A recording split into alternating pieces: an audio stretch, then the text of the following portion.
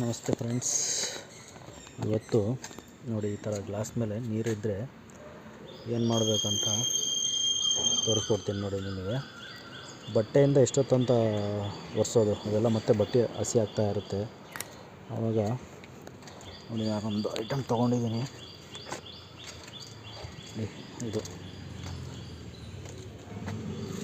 ಇದು ಎಲ್ಲಾದರೂ ಸೂಪರ್ ಮಾರ್ಕೆಟಲ್ಲಿ ಸಿಕ್ಬಿಡುತ್ತೆ ನಿಮಗೆ.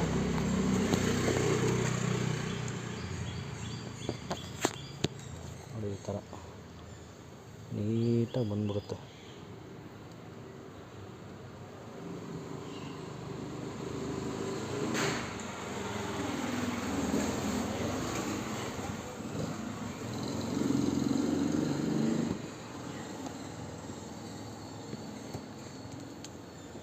ಅಷ್ಟೇ ನೋಡಿ, ಬಟ್ಟೆನೇ ಬೇಕಾಗಿಲ್ಲ. ನಿಮ್ಗೆ ಬಟ್ಟೆ ಇತ್ತು ಅಂದರೆ ಒರೆಸಿದ್ರೆ ಮತ್ತೆ ಅದೆಲ್ಲ ಕರೆ ಕರೆ ಕರೆ ಕರೆ ಬೀಳುತ್ತೆ, ಅದು ಚೆನ್ನಾಗಿ ಕಾಣಿಸಲ್ಲ.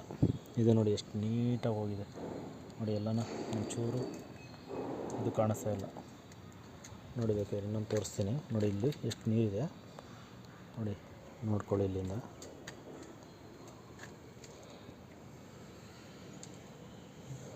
ಇಷ್ಟೇ.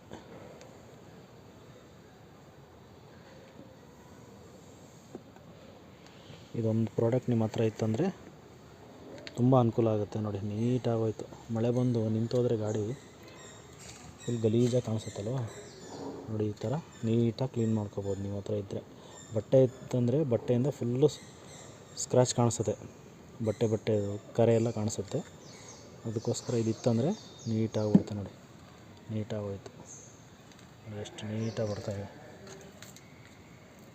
ನೋಡಿ. ಇದು ಹೆಸರು ಸ್ಕ್ರಬ್ ಅಂತ ಬರುತ್ತೆ. ಸೂಪರ್ ಮಾರ್ಕೆಟಲ್ಲಿ ಕೇಳ್ಬೋದು, ಸಿಕ್ಬಿಡುತ್ತೆ ನಿಮಗೆ ಇದು ಈಸಿಯಾಗಿ.